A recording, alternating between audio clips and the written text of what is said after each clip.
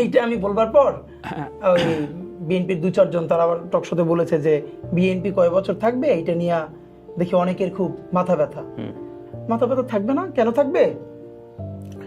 BNP ডুবলে একা ডুবে না কখনো, এটা আমি অনেকবার বলেছি। সে বাংলাদেশকে নিয়ে ডুবে। এখন পর্যন্ত বিএনপি যে কয়বার ডুবছে, আপনার কি মনে হয় বিএনপির যত ভোট ব্যাংক এটা শুধু বিএনপির ভালোর জন্য হয়েছিল? না, বিএনপি ভোট পাইছিল এন্টি আওয়ামী লীগ। মানুষ আওয়ামী লীগের অত্যাচার নিতে পারে নাই, তাহলে তাদের একটা পরিত্রাণের জায়গা কোথায়? দেশপ্রেমিক বিএনপি। সেই বিএনপিকে যখন সে ডেভিয়েটেড হইতে দেখে, বেগম জিয়ার বিএনপি এখন কতটুকু ফাংশন করে, ভারতীয় আধিপত্যবাদের ব্যাপারে বেগম জিয়ার যে অবস্থান, শির দ্বারা সোজা করে দাঁড়িয়ে থাকা।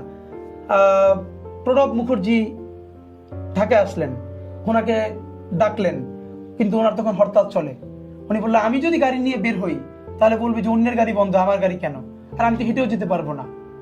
তো এই যে গার্ডস,